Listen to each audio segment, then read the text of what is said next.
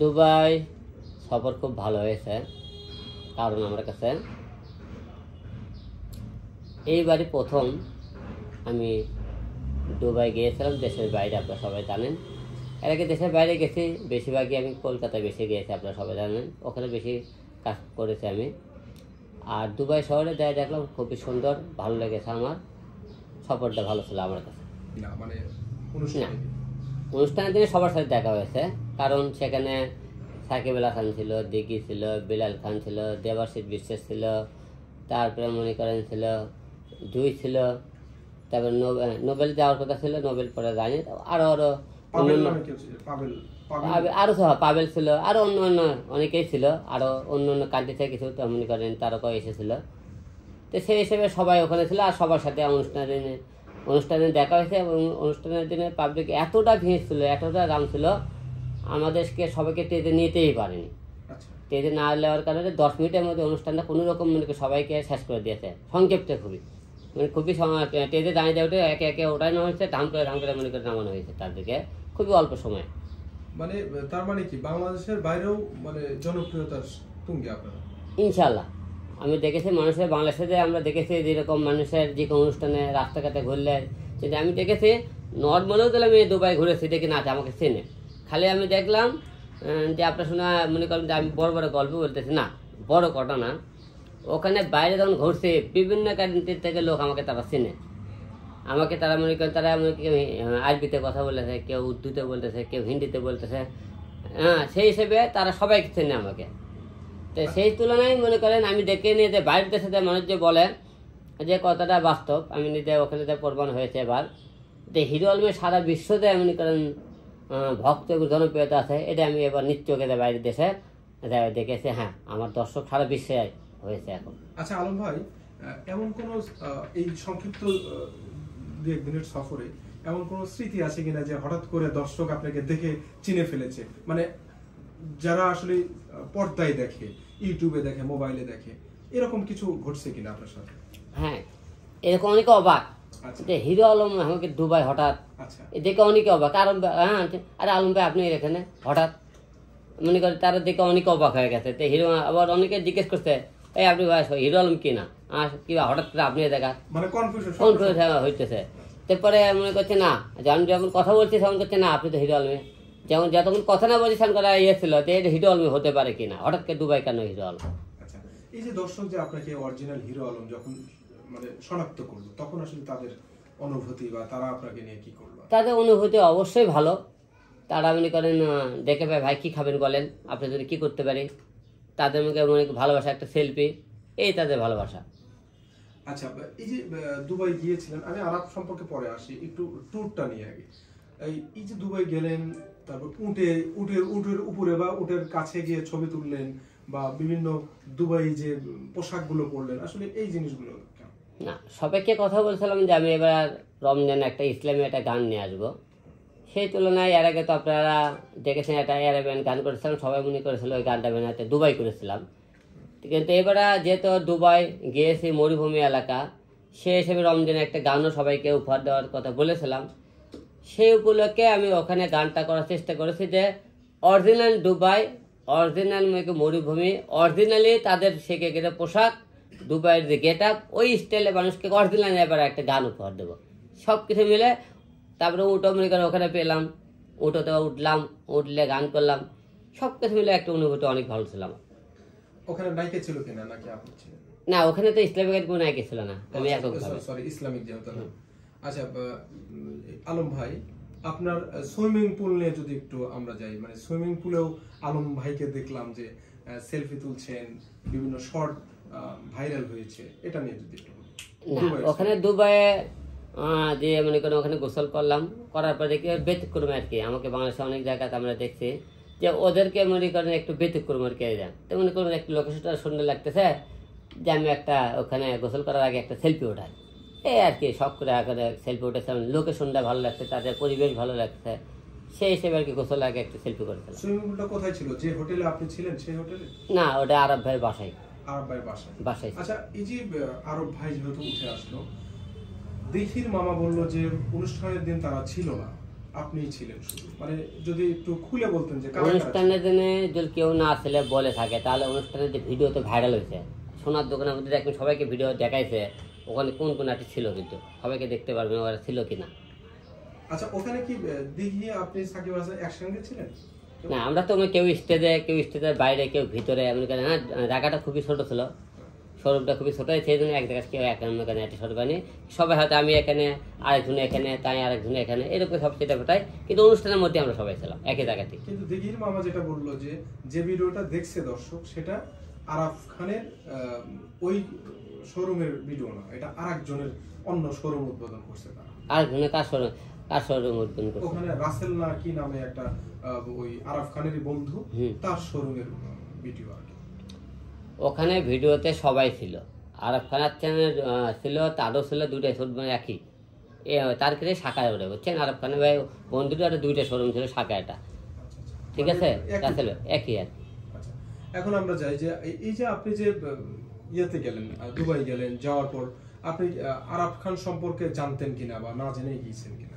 না, আরাফ খানকে আমি যখন ঢাকা শহরে প্রথম আসে, তখন তার সাথে মিডিয়ার মাধ্যমে তার পরিচয়, তার একটা নিকেতনে একটা বাসায় একটা মিলাদ মাহফিল করে, আমার এখানে একটা ছেলে তাদের বাসায় নিয়ে গিয়েছিল হয় মিলাদ মাহফিলের জন্যে, সেখানে দেওয়ার পরে আপনি সেই টাইম থেকে আমার পরিচয় হয় আর কি। তারপর থেকে মানে মাঝখানে হঠাৎ সে ফোন টোন দিতেছিল, যোগাযোগ এর মাধ্যমে।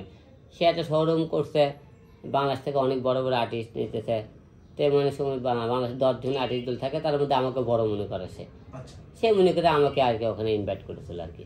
এর বাইরে আমি কোনো কিছু জানি না। সে যে মনে করেন একটা মার্ডার কেসের আসামি, সেটা কিন্তু আমরা কেউ জানতেছিলাম না, কারণ আমরা যদি জানতাম তাহলে আমরা অবশ্যই ওখানে যেতাম না। আচ্ছা, এই যে আপনি যে মার্ডার কেসের আসামি আরাফ, আপনি কখন জানতে পারলেন? আপনি তো অলরেডি দুবাই কিন্তু 2 দিন আগে মনে হয় গিয়েছিলেন, 2-3 দিন, তো জানতে পারলেন কখন? আমরা জানতে পেরেছি অনুষ্ঠান ছিল তো 15 তারিখে, আমি ওখানে গিয়েছিলাম 13 তারিখে, আর আমরা 14 তারিখে দুপুরবেলা নিউজে আমি জানতে পেরেছি। অলরেডি তো আমরা ওখানে একদিন আগে চলে গেছিলাম ওখানে, সেই হিসেবে আমরা খবরটা 14 তারিখে আমি জানতে পেরেছি। আপনি 14 তারিখে জেনেছেন, আর সবাই 15 তারিখে। হ্যাঁ। আচ্ছা, এই জানার পর আপনাদের আসলে মনের মধ্যে ভয় ভীতি বা অন্য কিছু কাজ করছে কিনা? না, সেটা ভাই বাংলাদেশে তো অনেক মার্ডার হয়, অনেক অহরহ মার্ডার হইতেছে না, তার মার্ডার হচ্ছে, তার দাবিন হচ্ছে, ভাই যাবতীয় বাইরে আসতেছে, এসব হইতেছে। তো এটা মার্ডার হয়েছে, মার্ডার তো আর আমরা করিনি যে আমাদের কোনো ভয় হবে।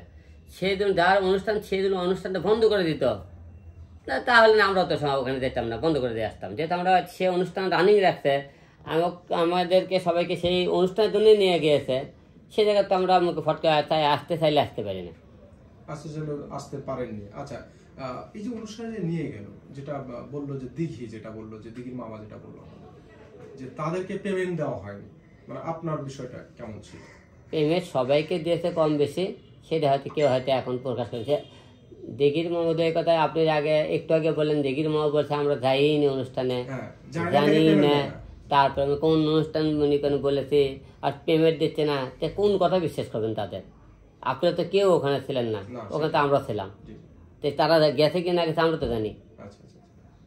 তারা বলছে যে অনুষ্ঠান করছে তারা ঠিকই, যে শোরুমটা তারা ঘোরাফেরা করছে, ওরা আরামের না, অন্য তার বন্ধু নাজিম না কি যেন নাম, নোয়াখালী বলবো না, রাসেলের শোরুমও সেদিন উদ্বোধন ছিল, ঠিক আছে। সেই উদ্বোধনে অতিথি ছিল শুধু একজন, সেটা সাকিব আল হাসান, ওডো একই জায়গাতে, এরা কেউ ছিল না, এরা সব আরব বাইরে ওখানে গেছে। আচ্ছা, আপনি যখন জানলেন যে সে এরকম বাংলাদেশের একটা আসামি, তখন কি আপনারা আর আপনি জিজ্ঞেস করছিলেন আপনারা যে ভাই শুনতেছি আমরা তো আইসা করছি, ক্রিয়া বা প্রতিক্রিয়া কি? হ্যাঁ, আমি শুনেছিলাম যে ভাই এরকম কথা বলতেছে, কোথায় এটা অনেক আগে একটা ঘটনা, পরে বলবো না বিষয়টা। সেদিন অনুষ্ঠান, আমরা তো অনুষ্ঠানে ব্যস্ত ভাই, এলে একটু জিজ্ঞেস করতে পারেন সেদিন। আপনি সবাই যে অনুষ্ঠানে যখন যা কালকে অনুষ্ঠান, সে অনুষ্ঠান আপনি এটা সম্পূর্ণ করার নিয়ে ব্যস্ত, তখন তো সে এটা নিয়ে কেউ মাথা ঘামি না, আমরাও মাথা ঘামি না এই বিষয়টা নিয়ে। আচ্ছা ভাইয়া, আর একটা বিষয়, এই যে আরাফ খান খুনের আসামি, বাংলাদেশের একজন দাগী আসামি, তো এই যে বাংলাদেশের সাংবাদিকদের সাক্ষাৎকার দিতে গিয়ে সকল সাংবাদিকদের চোর বাটপার, মানে অনেক বাজে বাজে কথা বলেছে। তো আসলে বাস্তবে আরাফ খান, আপনি তো কাছে থেকে দেখছেন, মানে কেমন, এরকম রাগী, এটা বদমেজাজ নাকি? বাস্তবে আরাফ খানের সে মন মানুষের অনেক ভালো, সবার সাথে ভালো ব্যবহার করেছে, কিন্তু তাকে কিছু মানে এমন এমন প্রশ্ন করে রাগে দেওয়া হইতেছে, তো রাগে দেওয়ার কারণে সে সাংবাদিক সব করা কেমন গালিগালাজ করতেছে। কিন্তু সব টাইমে চিন্তা করতে হবে সবার সাথে কথা, আমাকে যে কোনো আপনি আমাকে রং প্রশ্ন করতেই পারেন, আমার ভালো লাগে, আমি অ্যান্সার কেন দেবো? তার তো আপনি গালি দেওয়ার অধিকার নেই আমার না। কৃষক আমি আপনি গালি দেয়, আপনি প্রশ্ন করছেন বা অন্য প্রশ্ন করেন, এই প্রশ্নে আপনি আমি কোনো কথা বলবো না, বললে বাস আপনাকে মনে করেন গালি দেওয়ার কী দরকার? সেও তো আপনি এড়িয়ে যেত, আপনিও এড়িয়ে যেতেন, তাহলে এমনি কথা আর বাড়তই না। তো এই যে সাংবাদিকদের গালি দেওয়া নিয়ে মানে হিরো আলমের পক্ষ থেকে আরবের প্রতি কি বাণীটা, মানে এটা উচিত কি উচিত না? না, আরবকে একটা কথা বলবো যে আপনাকে অনেকেই উত্তেজিত করার জন্য, আপনাকে রং করার জন্য, খেপানোর জন্য অনেকে অনেক কিছু আপনার প্রশ্ন করবে। আপনি ভালো না লাগলে সেই প্রশ্নের উত্তর দিন না। আপনি মানুষের উত্তর দিতে না যেমন করে দিবেন না, কিন্তু কাউকে গালি দেওয়ার অধিকার আপনার নাই। আপনি কারোর গালি শোনারও অধিকার নেই। আপনি গালি মানুষের শুনবেন কে, মানুষের দিবেন কেন? ভালো লাগবে এক কথায় ভাই, অন্য প্রশ্ন করেন, শেষ, কারো কোনো প্রশ্ন থাকতে পারে না। এই যে এখন আরাফ খান দেশে আসতে চাচ্ছে, যে আমাকে যদি দেশে নিয়ে যায়, প্রধানমন্ত্রীর সাহায্য চাচ্ছে, তাই না? তো এই বিষয়ে আপনি কি বলতে চান? না, যে কোনো লোক মনে করেন বিপদে পড়লে তো অবশ্যই সে প্রধানমন্ত্রী সহযোগিতা থাকবে, আল্লাহ পাকের কাছে ক্ষমা চাবে, এটা তো বটে, এটা অস্বাভাবিক কিছু না। সে ভুল করলে সে ভুলের মনে করেন শাস্তি তো সে পাবে, আর সে ভুল না করলে নির্দোষ প্রমাণ হয়ে বেড়ে আসবে। এই যে এই অল্প কয়েকদিনের ভিতরে তার যে অর্থ হয়েছে, এটা আসলে অসম্ভব অনেকেই মনে করছে। মানে আপনার কাছে কি মনে হয় যে আসলে এই 2-3 আসলে বছরে কি 1000 কোটি টাকার মালিক হওয়া যায়? এটা কি আসলে সম্পদ ওরা আছে এরকম, নাকি ভাবি গল্প করে? এটা কি দেখলেন আপনারা? মানে যে হিসেবে কথাবার্তা বলতেছেন 1000 কোটি টাকা, অনেক কোটি টাকার মালিক, সে কিন্তু অত কোটি টাকার মালিক আমার তা মনে হয়নি দেখে, বুঝছেন? মানে আমাদের তো নিয়মিত আছে, মানে কে 100 টাকা দিয়ে হলে 300 টাকা বলে, এটাই নিয়ম। কেউ মনে করেন কেউ 2টা বিয়ে করে, একটাতে 2টা বিয়ে করে থাকে, জনগণ তার 5টা বউ খায়, আর 5টা বউ ছিল, এইটা তো আমরা মনে করেন অসুবিধা। পাখি আছে, পাখি দেখি 3 কোটি টাকা বাস পাখি, ঠিক আছে, পাখি আছে। ও ভালো কথা। আপনি যে বাস পাখি যেটা আরাফ খানের হাতে ছিল, আপনি ওই যে হাতে কি পরে আসলে বাস পাখিকে আপনি ওটা পাখিতে একটা হাতে কভার করতে হয়, না হলে ওনার নখ গুলো অনেক বড়, আসল লাগবে থেকে আমরা কভার করে আর কি।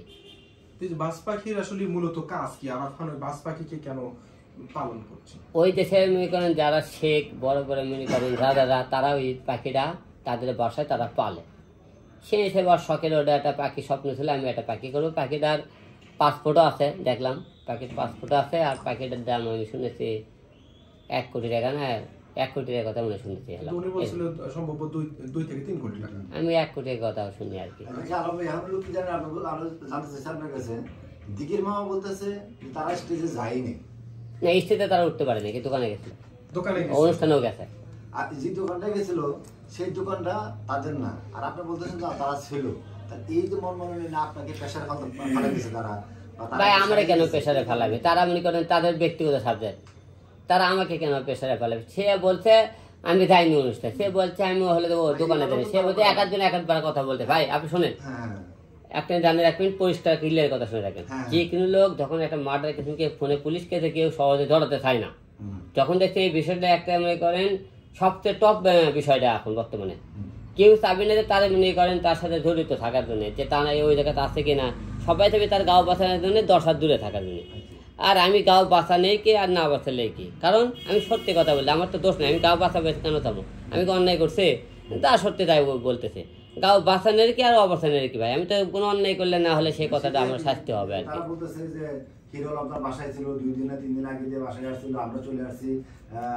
আমরা বাসায় ছিলাম, আমরা খাইলাম কি খাইলাম না, হিরো খোঁজ খবর নেয় নাই, হিরো কারা বাসায় ছিল। আমরা বাসায় ছিলাম, আর ঠিক আছে আমি বাসায় ছিলাম, ঠিক আছে, তা আমি বাসায় ছিলাম, আর 2-1 জন বাসায় ছিল, ওরা হোটেলে ছিল পাশে আর কি, পাশাপাশি, ঠিক আছে। তো এখন সে মনে করেন বাসায় থাকবি না, তাকে খাওয়ানো হলো কি না হলো এইসব তো আমি জানি না ভাই, আমি তো নিয়ে যাইনি। তার মামা কি বললো না বললো, দিকে কি না বললো না বললো, তাদের ব্যক্তিগত সাবজেক্ট। আমি কি অন্যায় করেছি, আমার কি অপরাধ, সেইগুলো আপনারা বলতে পারেন, তাদের যা খুঁজে তাই করুক দেয়, তাদের বিষয়ে আমি কথা বলতে চাই না। আমরা গেছি সম্মানে যাই কিছু কম বেশি সবাইকে দিছে, আর ওরা বলতেছে যে অত কিছু দেয়ই নেই, বরঞ্চ পাশের দোকানদার সে চকলেট মকলেট ভোগে দিয়ে কিছু কিনে দিয়ে তাদেরকে আপ্যায়ন করে দিছে। আর কি তারা এই সম্মান মানে আরবের কাছে কিছু পায় নাই? সঠিক জানি না, সেটা তারা সেটা তাদের সাথে কন্ট্যাক্ট করে নিয়ে গিয়েছিল, তা এই বিষয়টা তারাই ভালো জানে, তাদেরকে কিছু দেশে কে দেয়নি এই বিষয়টা আমি জানি না। আমার সামনে তো তাদেরকে কথাও বলেনি, কিছু দেয়নি, তাই এই উত্তরটা আমিও দিতে পারবো না। আচ্ছা ভাইয়া, আমরা একটু আর একটা প্রসঙ্গে আসি। আপনি অনেক সময় গান টান নিয়ে দর্শকদের সামনে আলোচিত হন, আলোচনায় আসেন। তো এবার নতুন করে মনে হয় দেখছি যে ইসলামিক গান, মানে গজলও বলা যায়, হামনাতও বলা যায়, বা ইসলামিক গান। তো এই ইসলামিক গান কবে রিলিজ হচ্ছে? সামনের রোজা, এই গানটা নিয়ে যদি। আমরা গানটা রমজানের 1 থেকে 2টাতে আমরা রিলিজ করব, প্রথম দিকে রমজানের। আমরা ইতিপূর্বে দুবাই থেকে আমরা শুটিং করে এনেছি, আর বাদ বাকিরা রমজানে কিছু ইফতারে কিছু আইটেমের আমাদের শ্যুট আছে।